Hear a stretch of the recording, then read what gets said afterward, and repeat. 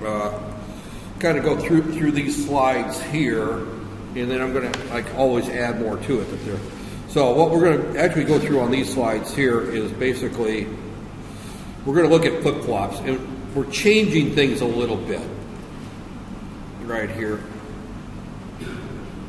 And I'm probably going to talk a little bit, go back to that previous set of slides and talk a little bit about VHDL if I've got time at the end of that there. So VHDL is not supposed to be part of this course, but it's the most common way of designing circuits today. So I think I'm going to spend a little bit more time than I originally intended on VHDL.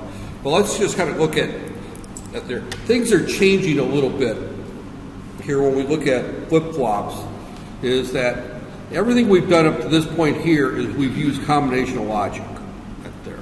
And I think I've kind of mentioned some of this before in this class, but it doesn't hurt to repeat. Now we're adding memory to our circuits. When I say we're adding memory to our circuits, it means that we're keeping track of what state we were in, and then we're going to be doing things depending on that there. So we're going to, later on, I'm going to be talking about something called finite state machines up there as we go into that there. But as we look at here, we've got external inputs and combinational outputs.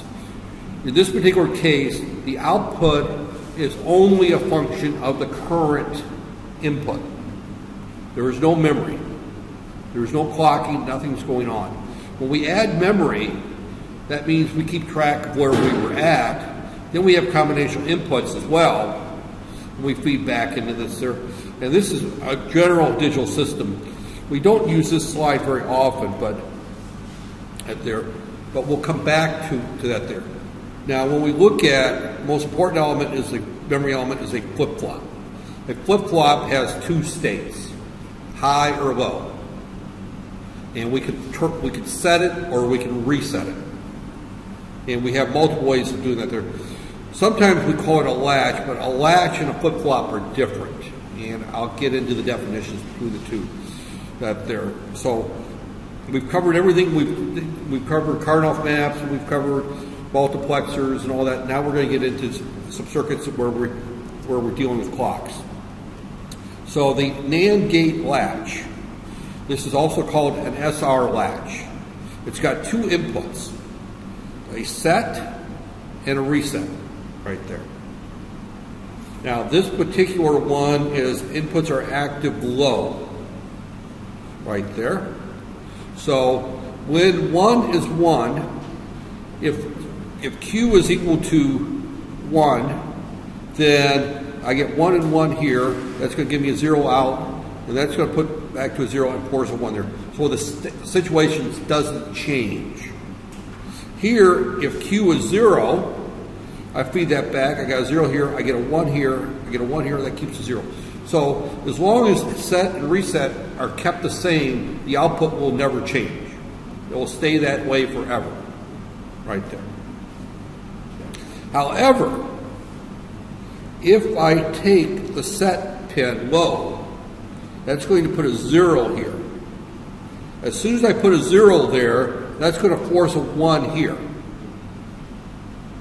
And that's going to put a 1 here, and that's going to put a 0 here.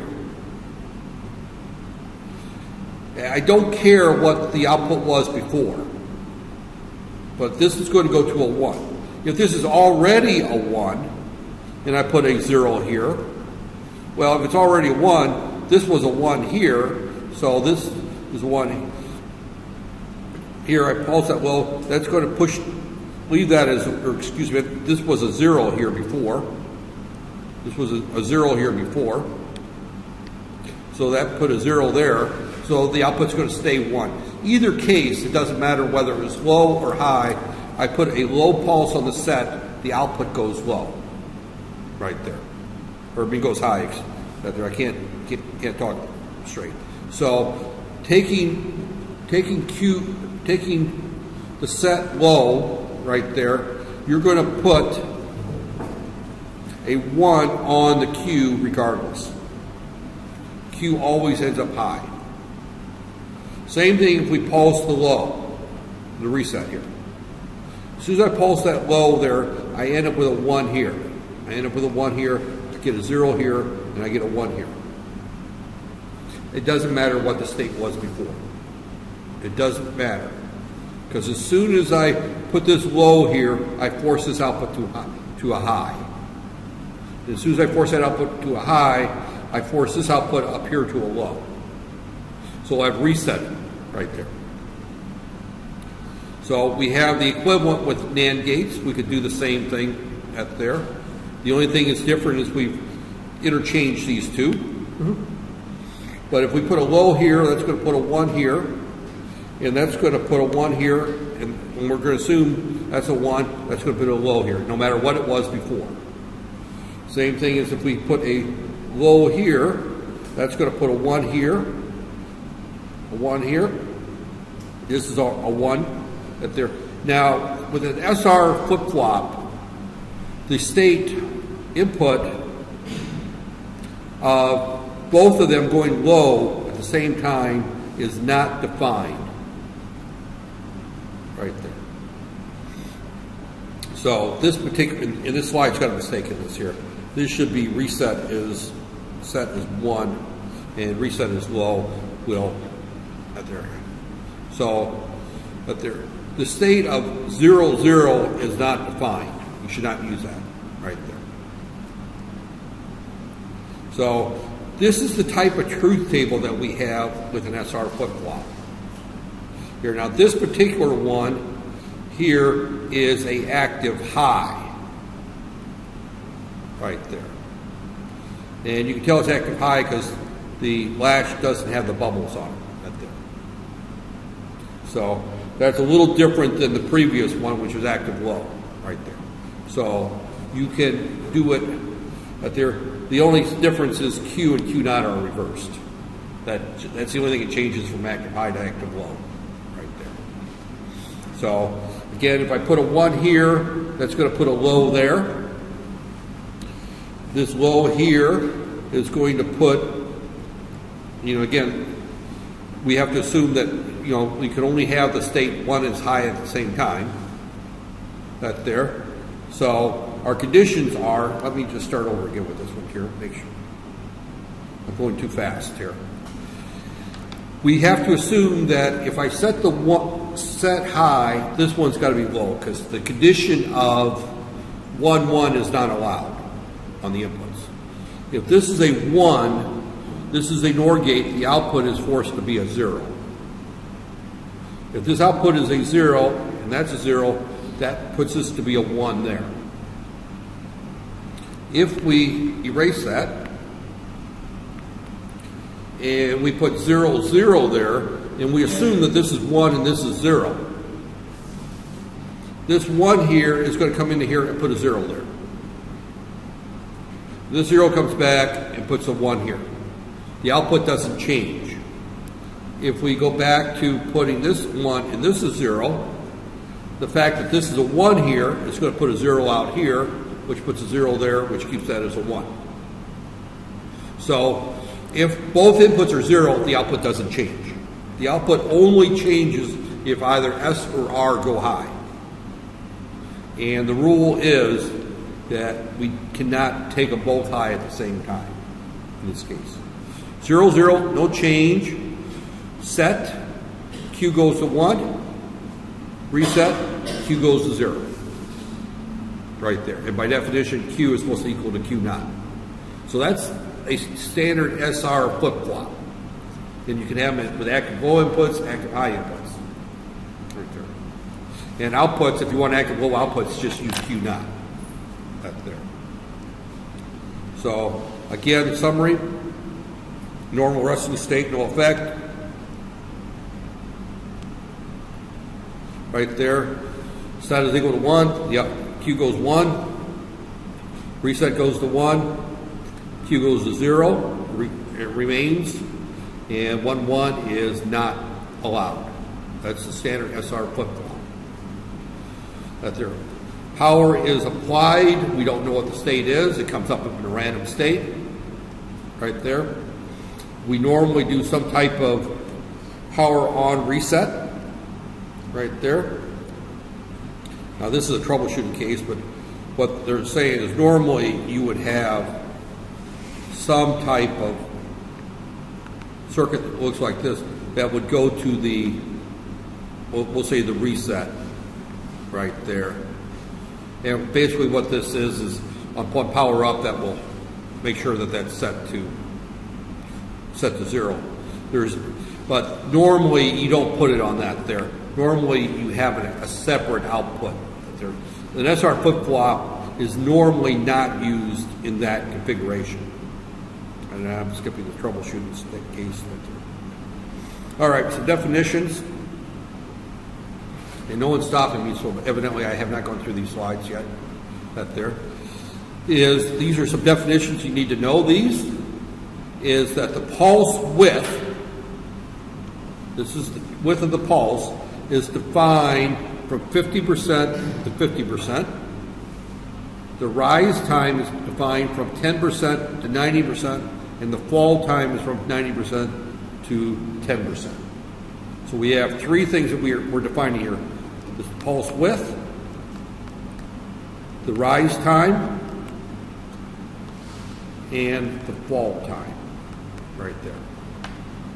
This is 50 to 50, 10 to 90, and 90 back to 10. 50 to 50, 10 to 90, and 90 back down to 10. Now, the rise time and the fall time may be different, right there. Actually, most of the time your circuit, it's going to look more like this. And it's going to come down like this. It's good that there's, and the reason is because you have some RC capacitance circuit going on.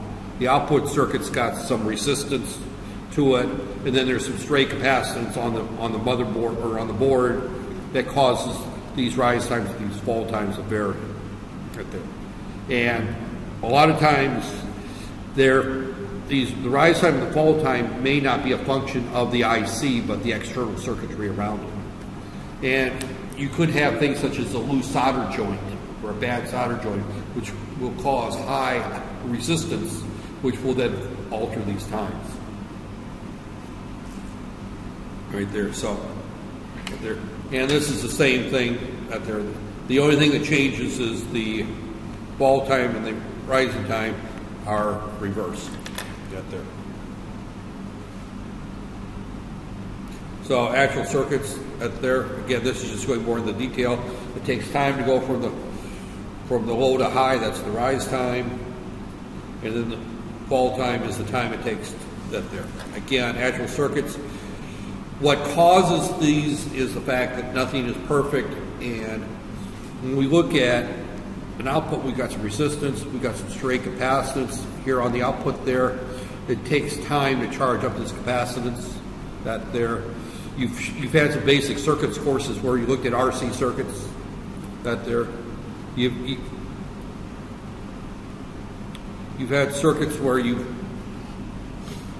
know, typical circuit might be something like here's a 12-volt supply, here's some resistance, here's a capacitor right here. You assume that this is 0 volts when you start that. You close the switch, and the capacitor, the voltage across the capacitor will rise like this here. It takes 5 time constants. Tau is equal to RC. That's the rise time it takes. In 5 RC time constants, it gets up to about 99.9% of that there. But this voltage here is equal, V is equal to 12 volts times 1 minus e to the negative t over tau, right there, something like that. Does that look something like that there? So it'd be right there. So you probably have seen a form. Is that the right formula, or do I have it? There should be times e negative t over tau. I always confuse V is equal to e negative t over tau, V max, or is it 1 minus? I believe this is the right formula right there. So, you know, I haven't taught circuits for a while, so but there since I've been teaching digital, you know, as a department chair, I have not been in a circuits class, so sometimes I forget some of those basic equations. But RC time constant, it's one of those two formulas. The shape of the formula definitely looks like that, right there. As t gets larger, this quantity starts to approach 0, right there. So once you get, well, one way to figure out whether I got the right formula, real quick, is scientific. Where's my e to the x key? My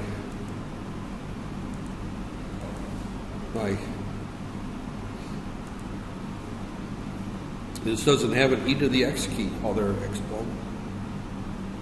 There, is that right? 5 minus. Oh, no, that doesn't do it. We don't have an e to the x key on this, really think. All right, well, so much with a good calculator. Right there. There's my calculator. Obviously, any good calculator should have that.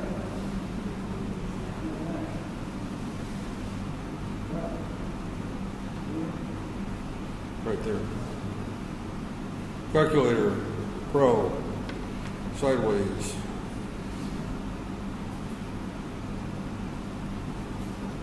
And this has got a long key.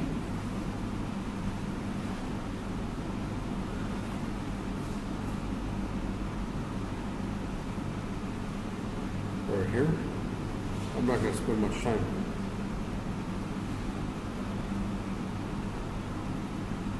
Five plus minus second.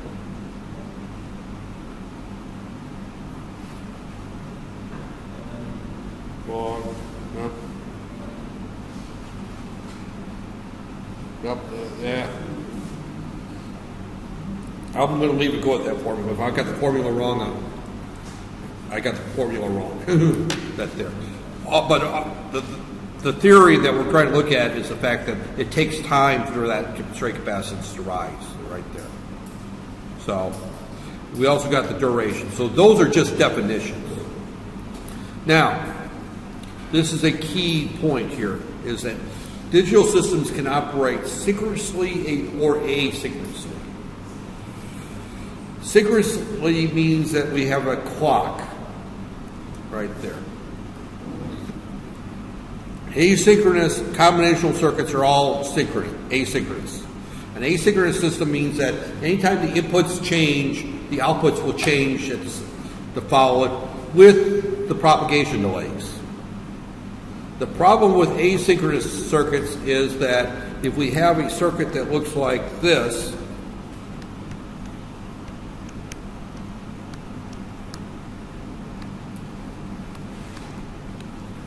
right there, you know, we'll forget all these here. And then we have another signal that looks like this here, that there, and we have other circuits that come in here that's got one gate here. We go through multiple levels of gates right here. That these inputs all change at the same time. This output's going to be changed before this one. This one's going to change immediately. So my output is not accurate until all these propagation delays settle down. This has got 0 nanoseconds.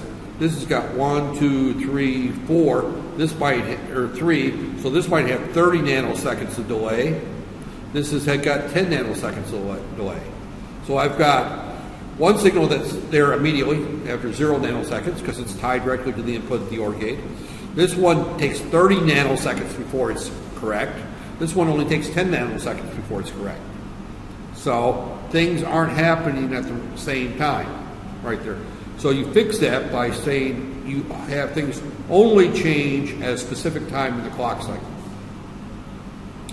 As a general rule, when you deal with finite state machines and digital design of sequential circuits, and most digital designs are sequential circuits, that you want to do things synchronously. You want to have a clock synchronize everything. And you get to your desktop computer or your laptop computer, they all have a crystal that drives the clock frequency of the processor. So that there, the clock frequency is a function of how fast the hardware can keep up. That there. If you've got say for example, an older i3 processor, and you try turning that clock up until you're going to reach a point where the processor ain't going to keep up. Now, there's a group of computer geeks out there that like to play video games and do that kind of stuff, gamers, and they like to overclock their systems. And what they mean by overclocking is they turn the clock frequency up on the motherboard until it stops working. And then they reset the motherboard and then back off a little bit. They just keep pushing it until the thing stops working, versus using the default frequency. Modern motherboards allow you to do that. Older motherboards had a fixed crystal in there that you had to take the crystal out and put a new crystal in. So a clock signal is a ongoing series of pulses right there. When we look at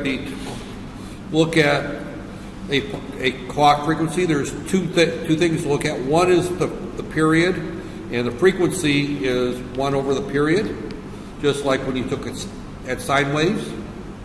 The other thing is the duty cycle. The duty cycle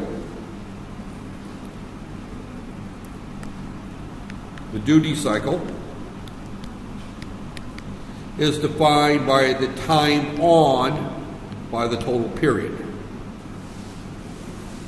So if you have a clock that looks like this, and this is 0, 1 millisecond, 2 milliseconds, right there, it's off 50% of the time, it's on 50% of the time. That's got a 50% duty cycle.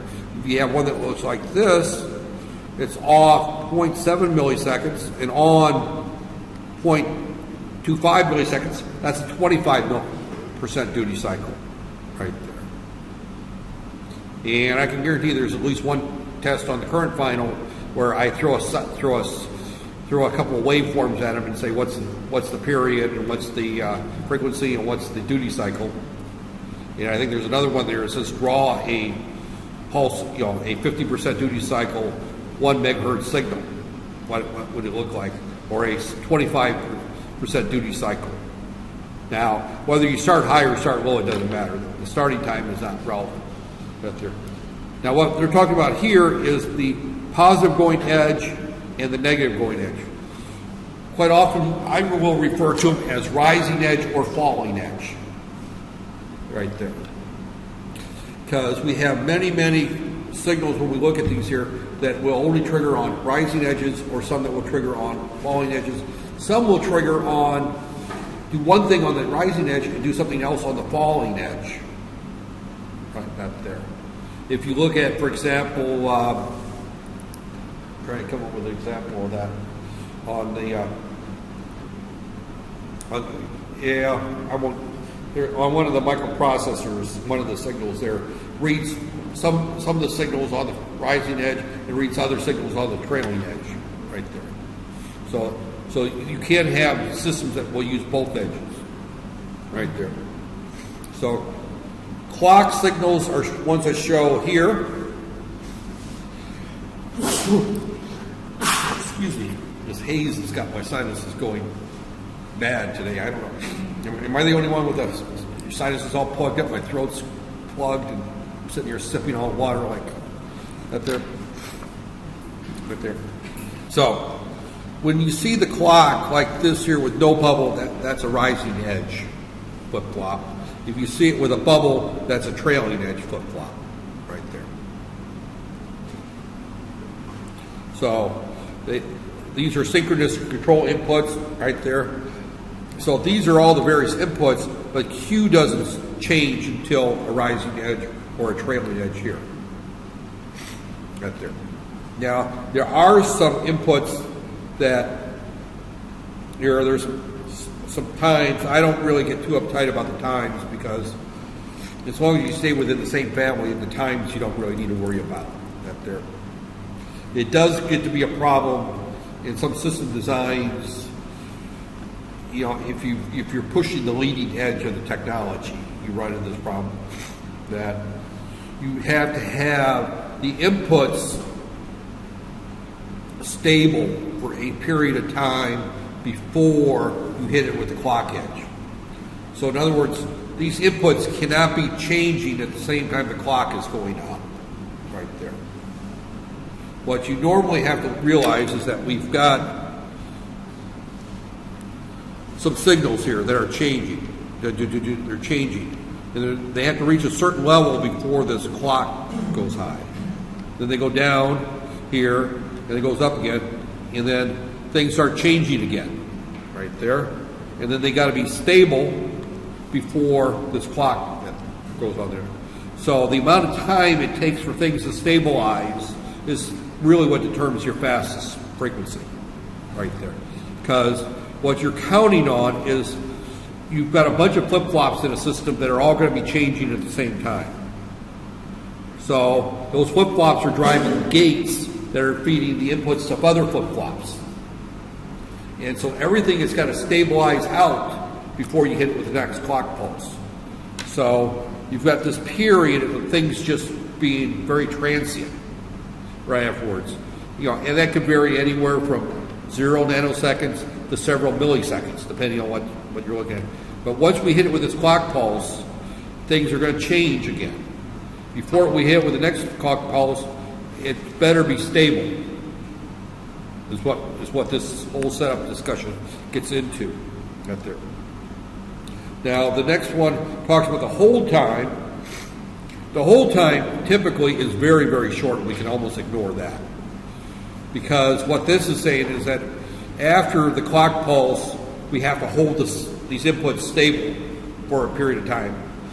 Well, most flip-flops are designed where that is almost 0 now. Because as soon as this clock pulse hits, the outputs of the flip-flops are going to start changing. And they're going to take some time to change, and usually the time it takes them to change is more than long enough for the hold time to be met. So that one we can almost always ignore right there. So, okay, again, when we look at our SR flip-flop, S and R are our synchronous control inputs, and the clock is the trigger that causes things to change. Now, we modified the circuit a little bit, and we've added the clock here. And our truth table is modified by, we say, the clock with the rising edge, right there. So if S and S are 0, we hit a rising clock edge, the output doesn't change. If S is 1, the clock edge is 0, we hit a rising edge, Q goes to 1. If S is 0 and R is 1, we hit a rising clock edge, S goes to 0. If both S and R are both 1, we hit a rising clock edge, we don't know what we're going to get. Right there. It's not defined very clearly. But the key thing is that we have this rising clock edge. Now, hardware-wise, right there. Right there, okay. Here we're looking at, this is an example here, we only care about the times of the rising clock edge. Right there is what we're saying. When we look at Q. Q starts off at 0, we hit a rising clock edge. S and R are both 1 or 0, the output doesn't change. Here we hit a rising clock edge, 1 is high, R is low, the output goes high. Now notice, the key thing here is that this goes to 1 here, but we don't look at it until here. So the 1 occurs before the clock edge, so the output doesn't go high until the clock edge occurs. Here we have the clock edge, and this goes, R is high and S is low, so we go low. Again, this changes here, but it delays until the clock edge before the output goes low. Same thing here, we go high and that's there. So you basically, here S is still 1, so the output just stays high. But the key thing we're looking at here is that we only look at the clock edges, right there.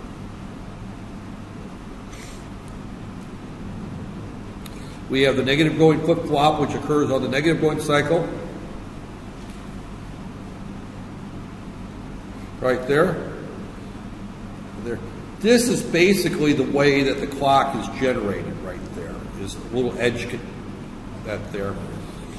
You don't really need to worry about how it's done. And the way it's typically done, they don't really show the edge.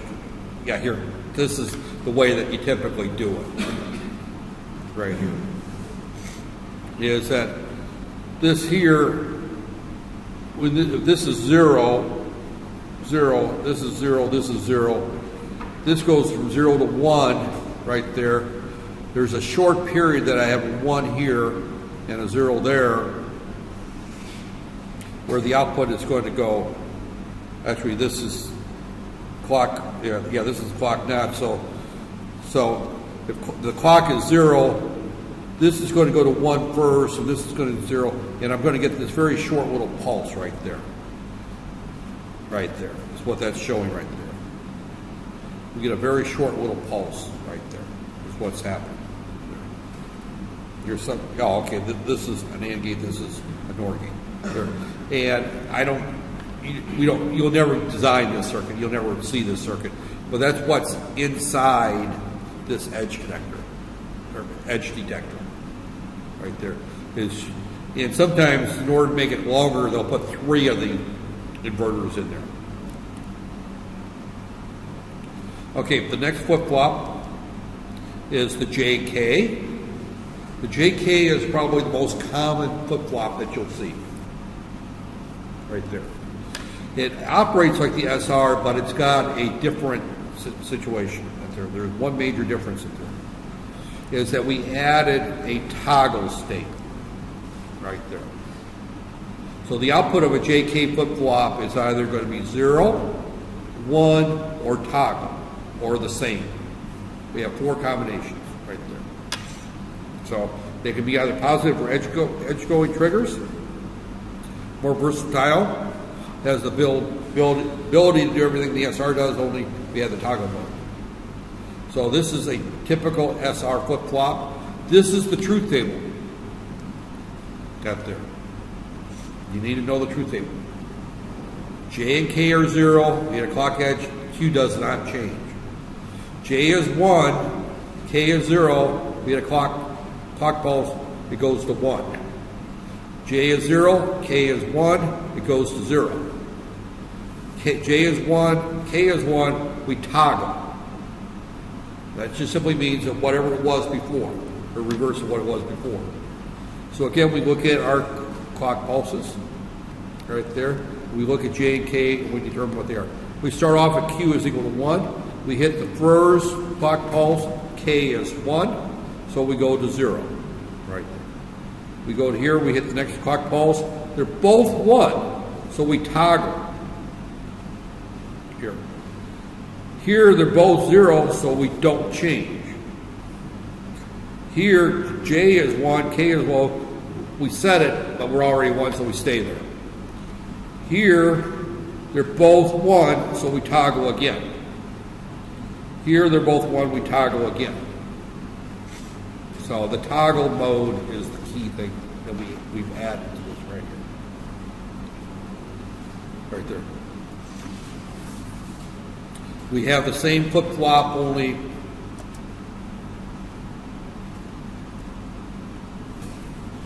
with the negative going right there. The only way you can tell is it's got the little bubble on the clock. And this now shows the negative going clock instead of the positive. Remember, the other truth table showed the up arrow. So that's the only difference. So, right there. And again, this is what's internal to it. I don't worry so much about the internal to these circuits that they're so. But this creates the JK flip-flop, and again, you're looking at, you've got basically 4 gates involved right there. Right there. So it still uses an SR as its heart. This is the SR right here. This is the SR. We've added these two external NAND gates there in order to convert it into a flip-flop, to a JK flip-flop. That there. So that there, we can. The D flip-flop is a very simple device. It takes whatever is on D and transmits it out on the clock edge. Right there. So whatever D is equal to, that's what Q is going to be equal to. Again, we change only on the clock edges. Right there.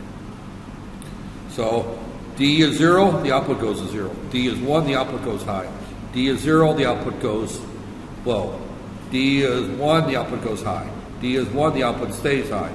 D is 0, the output goes low. D is 0, the output goes low. All it does is just simply... Now these are very useful, by the way, for things such as serial to parallel converters. Because we can clock in 8 and then read the...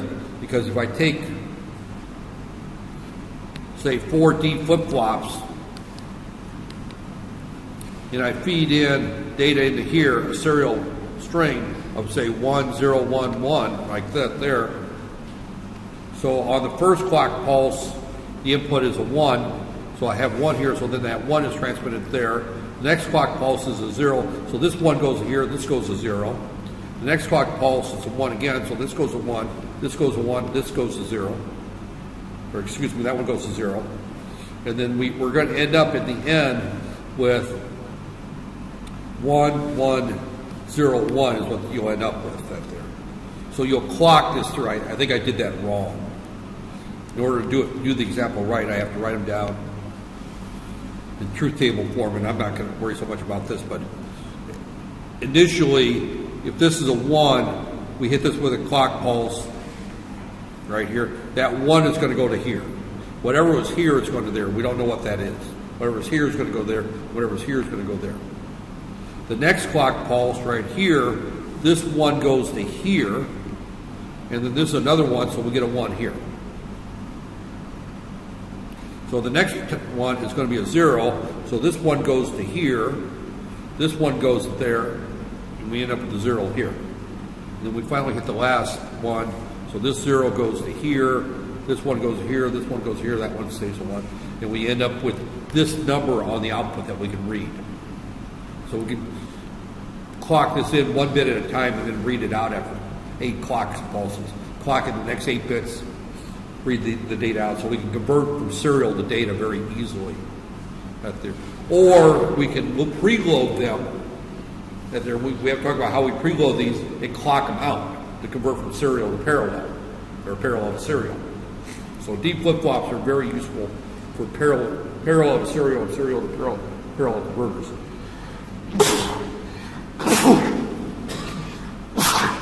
Oh, sorry. I think the haze is coming. This is the worst day I've seen, because I can smell the smoke in the hallway. That there. You walk down the hallway, do you smell smoke? Like that there? So, okay. This is how you make a JK flip-flop into a D flip-flop. All you do is just simply add an inverter to it, right there. As I said, the most versatile is the JK. You can do anything with the JK. There's another flip-flop that they don't talk about. It's called a toggle flip-flop, which is just a JK with both JK tied to 1, right there. It doesn't have any input but a clock, right there. This book doesn't talk about that there. So here is, for example, parallel data transfer, where using D flip-flops, levels at JK and X are transferred to Q2, Q1, Q2, 3 upon transfer of common clock pulse. So we've got here, we're just basically transmitting data out. We got X, Y, Z.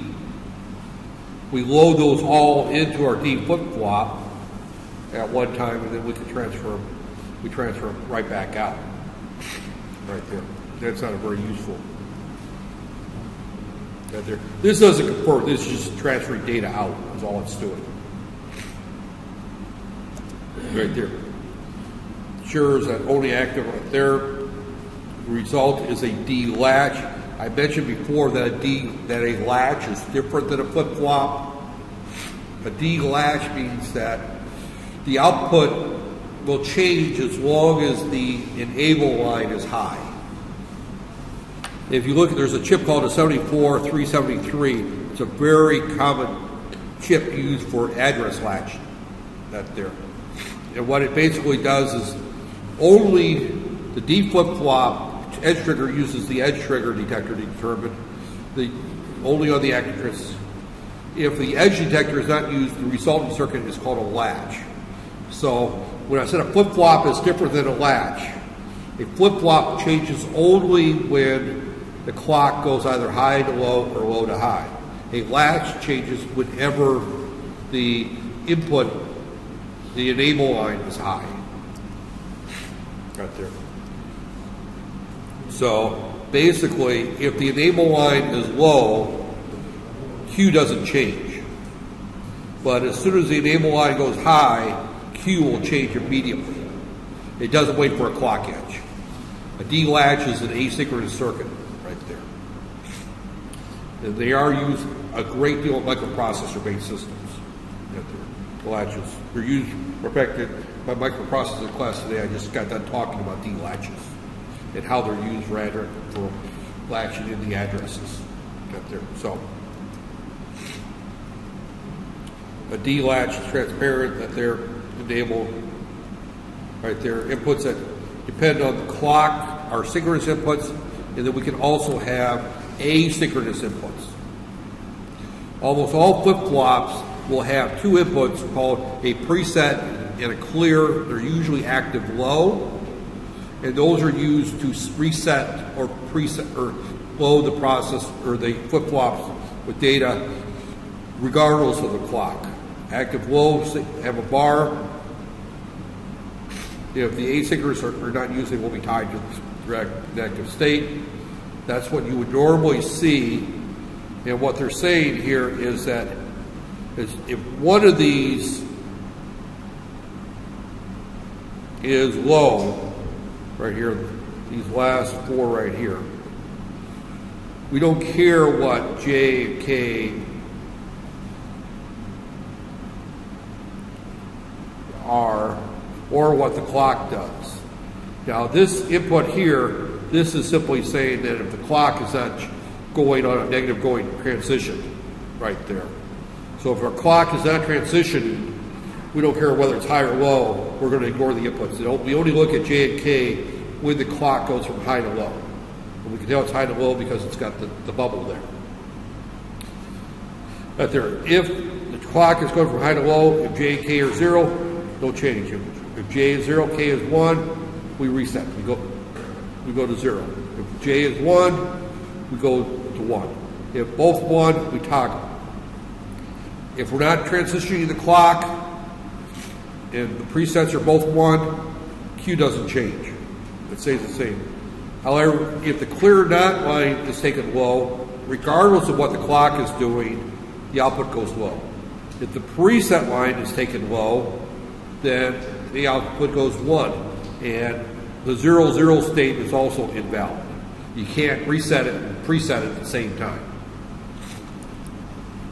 Right there. So this is just one of these discussions. I've already said that I don't agree with what the textbooks use with some up there. Most use a preset and clear. Some use R&D. I see preset and clear more than I do anything else right there. That responds that there. This is just another example here. This we're tying J and K both high, so therefore whenever we have a clock pulse right here, we're going to toggle right there, but we have a preset here. This preset is going to take my output immediately high and not wait for the clock edge. Here I have a clear. So I'm going to take the output immediately low, not wait for this clock edge, and keep it low, ignore this clock edge. Because it's low, we're ignoring this clock edge, and it stays low until the next clock pulse. So this clock pulse right here is ignored because it's the cleared outline is low at the same time. Now, I really suggest, I think I posted these slides. If not, I will post these slides on the e-learning site. I suggest that you go through these because I have a bad habit of putting these examples on tests right there, where I would give you that part and you come up with this part here, right there. So in other words, I would give you these four waveforms, and you have to come up with this waveform. Right there.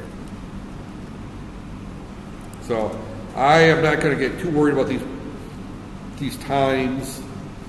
These are all pulled off the data sheet. There. So transition times, maximum time for clock transitions. Right there. You'll notice the CMOS is quite a bit slower than TTL because it's much more power, but there are some very high CMOSs out there. This only gets to be a problem if you're mixing technologies. That's there. Then you have to worry about it. If you're staying within one family of components, then it's usually not a problem. And more times than not, your circuits end up going into some kind of programmable logic where everything's internal anyway. In these times that it gets to be a problem if somebody pops out a chip that's designed to operate on one frequency with a chip that goes, even though it's pin for pin compatible, the timing is different. And if they're pushing the envelope, then it gets that there. And we're talking propagation delays. That's the time it takes from the clock edge until this one comes. That's our propagation delay. And we also have a propagation delay going from high to low. Those are our delays right there. And again, our pulse widths have to be a particular width in order for it to be recognized. Our time has to be so long, or otherwise it's too fast for the hard flip-flop to react. Both high and low has a minimum clock pulse right there. We have to have a minimum clock pulse for the preset and clear. Right there. This gives some of the timings that there for different components. You'll notice here that the TTL is very, very fast. Our setup time is 20 nanoseconds. That's how long the inputs have to be stable before the clock pulse. Our hold time is 5 nanoseconds. For the 74 family, the Ellis family goes to 0, and the CMOS goes to 0. I said that time is very short, and you can usually ignore it. These are our pulse width high to low, pulse width low to high, clear to clock to pulse. This propagation delay there, propagation delays there. These are our minimum clock pulses right there. This is our maximum frequencies, which if you're using 50% duty cycles for your clock, this actually is going to correlate back to your right there. So a 74LS can operate at 30 megahertz. A 74HC can operate at 20 megahertz, whereas 74C, which is a very low power device, can only operate at 5 megahertz. Right there. And of course, now we're talking modern technology that operates well into the gigahertz. So these are somewhat old technologies, very old. That's why I don't spend a lot of time on that there. And one of the issues that we have here is when the output of one flip-flop is connected to the input of another, both are triggered by the same clock. You have to worry about the propagation delays. Edge triggered have hold times are 5 nanoseconds. Most have that there. So there's no hold time requirement at there. If there is a hold time requirement, then it becomes a problem. And then, again, most circuits are going to have the outputs of one flip-flop tied to the inputs of other flip-flops in the same system. You know, such as right here. Here we've got a clock pulse here. Right there. We've got a clock pulse here. This is going to transition from high to low. This one here is going to transition from low to high at this point here, right there, because I'm driving that there. So we have a total delay from this clock pulse to here, right there. So things take a little bit of time. That's all they're saying, is that if you don't take into consideration these delays, there's problems right there. And again, we have all kinds of applications. We're going to see a lot of applications for that there. A lot of applications. I'm going to skip the applications. We're going to spend half the rest of the semester looking at applications of JK flip-flops and how they're used right there. So again, here's most systems are synchronous, depend on a clock. This is a signal right here that's going to, quote, stop the, there. I'm not going to, edge trigger flip-flop synchronizes and enables. I'm not too worried about this. This basically is what this particular circuit does is we're running a clock through an AND gate. We're gating a clock.